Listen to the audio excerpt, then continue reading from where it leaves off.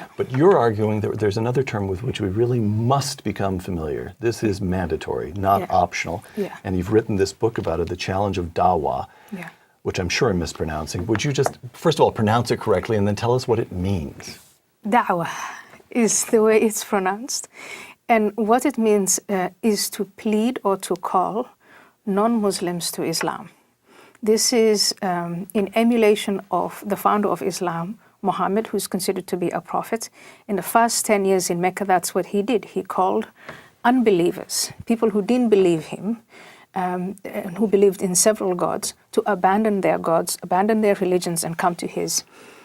And then in the 10 years in Medina that followed, the call, the invitation, the persuasion, the use of language slowly transformed, maybe not so slowly, transformed into the use of force. So Dawa are all the steps that precede jihad. One of the first requirements of Dawa is to learn as much as you can about the individuals and the community that you are trying to convert. Their strengths and their weaknesses, their beliefs, whatever it is that animates them, and then tailor the message to that. So it's not just it's not just persuading people to come to Dawa, but you have to come to Islam.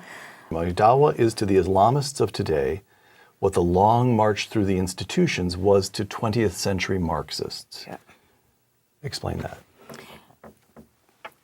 The establishment of mosques, of Islamic centers that are paid for by governments like Saudi Arabia and Qatar to promote a belief system that is hostile and that is designed to replace the existing, our American system.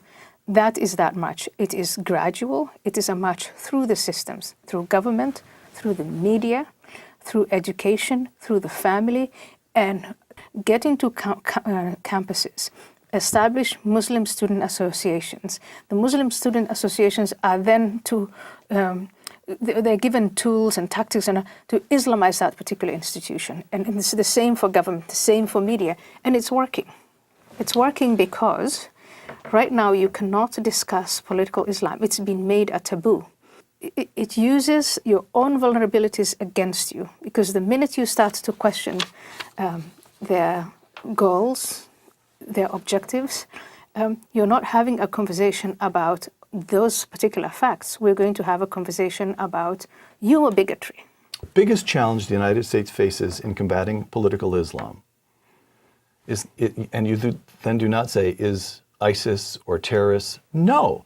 The biggest challenge is the extent to which agents of Dawa can exploit the constitutional and legal protections that guarantee American citizens freedom of religion and freedom of speech, freedoms that would, of course, be swept away if the Islamists achieve their goals. That's right. Well, that sounds like a nearly fatal vulnerability.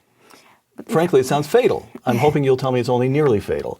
It's nearly fatal if we go back to the Popper principle, where our society then says enough is enough. Am I the reason you get stoned every week now? Build up integrity, got you texting, emailing me, wanting me to feel with you. Baby, just face reality, move on. Sometimes it's hard to face reality.